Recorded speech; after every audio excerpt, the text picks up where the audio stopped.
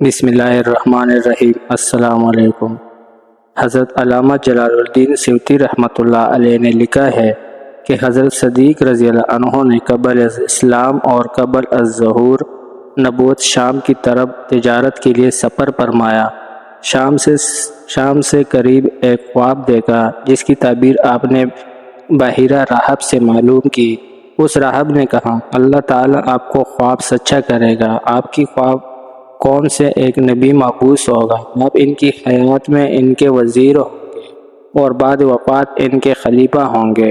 پس اس خواب کو صدیق نے چھپایا، کسی سے ظاہر نہیں کیا، یہاں تک کہ حضور اقدس صلی اللہ علیہ وسلم کو نبوت عطا ہوئی اور اعلان نبوت سن کر حضرت صدیق اکبر رضی اللہ عنہ حاضر ہوئے اور عرض کیا، اے محمد صلی اللہ علیہ وسلم، آپ نے جو دعویٰ فرمایا ہے اس کی دلیل کیا ہے؟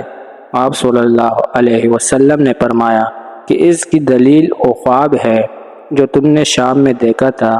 بس غلبہ خوشی سے حضرت صدیق اکبر رضی اللہ عنہ حضور صلی اللہ علیہ وسلم سے ماننے کا فرمایا اور آپ صلی اللہ علیہ وسلم کی پیشانی کا بوسہ لیا۔ حضرت عائشہ رضی اللہ عنہ فرماتی ہیں کہ میرے باپ حضرت ابو بکر صدیق رضی اللہ عنہ نے 500 احادیث کا ایک ذخیرہ جمع کیا تھا۔ ایک رات میں نے دیکھا کہ وہ نہایت بے چین ہیں، کروٹیں بدل رہے ہیں۔ مجھے یہ حالت دیکھ کر بے چینی ہوئی۔ دریافت کیا کہ کوئی تکلیف یا کوئی فکر کی بات سننے میں آئی ہے۔ غرض تمام رات ایسی بے چینی میں گزری اور صبح کو فرمایا کہ وہ احادیث جو میں نے تیرے پاس رکھوا رکھی ہے اٹھا لے آؤ۔ میں لے کر آئی، آپ نے ان کو جلا دیا۔ میں نے پوچھا کہ کیوں جلا دیا؟ ارشاد فرمایا کہ مجھے اندیشہ ہوا کہیں ایسا نہ ہو کہ میں مر جاؤں اور یہ میرے پاس ہو۔ ان میں دوسروں کی سنی ہوئی روایتیں بھی ہیں کہ میں نے متبر سمجھا ہو اور وہ واقعہ میں وہ متبر نہ ہو اور اس کی روایت میں کوئی گڑبڑ ہو جس کا وبال مجھ پر ہو۔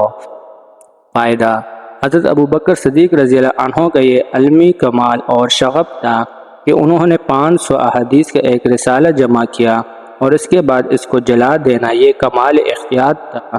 اکابر صحابہ رضی اللہ عنہ کا حدیث کے بارے میں احتیاط کا یہی حال تھا کہ اسی وجہ سے اکثر صحابہ رضی اللہ عنہ سے بہت کم روایتیں نقل کی جاتی ہے۔ ہم لوگوں کو اس واقعے سے سبق لینے کی ضرورت ہے جو ممبروں پر بیٹھ کر بے دھڑک احادیث نقل کر دیتے ہیں، حالانکہ حضرت ابو بکر صدیق رضی اللہ عنہ ہر وقت کے حاضر رہنے والے، سفر حضر کے ساتھی، ہجرت کے رفیق۔ صحابہ رضی اللہ عنہ کہتے ہیں کہ ہم بڑے عالم حضرت ابو بکر صدیق رضی اللہ عنہ تھے۔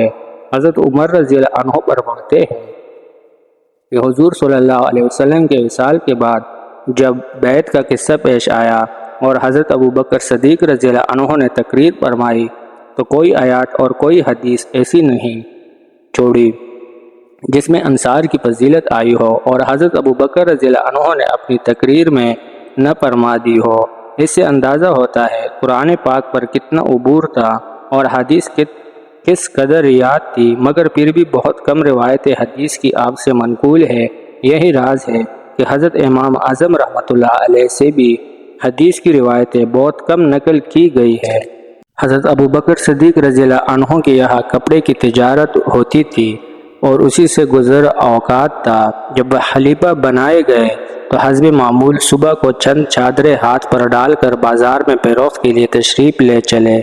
راستے میں حضرت عمر رضی اللہ عنہ ملے، پوچھا کہاں چلے؟ فرمایا بازار جا رہا ہوں۔ حضرت عمر رضی اللہ عنہ نے عرض کیا کہ اگر تم تجارت میں مشغول ہو گئے تو خلافت کے کام کا کیا ہوگا؟ فرمایا پھر اہل و عیال کو کہاں سے کھلاؤ؟ حضرت عمر رضی اللہ عنہ نے عرض کیا کہ ابو عبیدہ رضی اللہ عنہ جن کو حضور صلی اللہ علیہ وسلم نے امین ہونے کا لقب دیا ہے ان کے پاس چلے، وہ آپ کے لیے بیت المال سے کچھ مقرر کر دیں گے۔ دونوں حضرات ان کے پاس تشریف لے گئے۔ انہوں نے ایک مہاجری کو جواد ستن ملتا تھا، نہ کم نہ زیادہ، وہ مقرر فرما دیا۔ ایک مرتبہ بیوی نے درخواست کی کہ کوئی میٹھی چیز کھانے کو دل چاہتا ہے۔ حضرت ابو بکر صدیق رضی اللہ عنہ نے فرمایا کہ میرے پاس تو دام نہیں کہ خریدوں۔ اہلیہ نے عرض کیا کہ ہم اپنے روز کے کھانے میں سے تھوڑا تھوڑا بچا لیا کریں۔ کچھ دنوں میں اتنی مقدار ہو جائے گی۔ آپ رضی اللہ عنہ نے اجازت فرما دی۔ اہلیہ نے کئی روز میں کچھ تھوڑے سے پیسے جمع کیے۔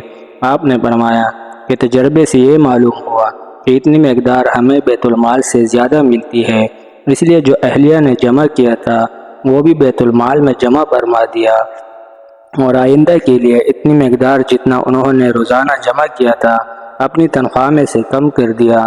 فائدہ: اتنے بڑے خلیفہ اور بادشاہ پہلے سے اپنی تجارت بھی کرتے تھے اور وہ ضروریات کو کافی بھی تھی، جیسے کہ اس اعلان سے معلوم ہوتا ہے جو بخاری میں حضرت عائشہ رضی اللہ عنہ سے مروی ہے کہ جب ابو بکر رضی اللہ عنہ خلیفہ بنائے گئے تو آپ رضی اللہ عنہ نے فرمایا کہ میری قوم کو یہ بات معلوم ہے کہ میرا پیشہ تجارت میرے اہل و عیال کو ناکافی نہیں تھا، لیکن اب خلافت کی وجہ سے مسلمانوں کے کاروبار میں مشغولی ہے، اس لیے بیت المال سے میرے اہل و عیال کا کھانا مقرر ہوگا۔ اس کے باوجود حضرت ابو بکر صدیق رضی اللہ عنہ کا وصال ہونے لگا تو حضرت عائشہ رضی اللہ عنہ کو وصیت فرمائی کہ میری ضرورتوں میں جو چیزیں بیت المال کی ہے وہ میرے بعد آنے والے خلیفہ کے حوالے کر دی جائے۔ حضرت انس رضی اللہ عنہ فرماتے ہیں کہ آپ کے پاس کوئی دینار یا درہم نہیں تھی، ایک اونٹنی دودھ کی، ایک پیالہ ایک خادم تھا، بعض روایت میں ایک اڑنا ایک بچھونا بھی آیا ہے۔ یہ اشیاء جب حضرت عمر رضی اللہ عنہ کے پاس نیابت میں پہنچی تو آپ نے فرمایا کہ اللہ تعالیٰ ابو بکر صدیق رضی اللہ عنہ پر رحم فرمائے کہ اپنے سے بعد والے کو مشقت میں ڈال گئے۔ جزاک اللہ۔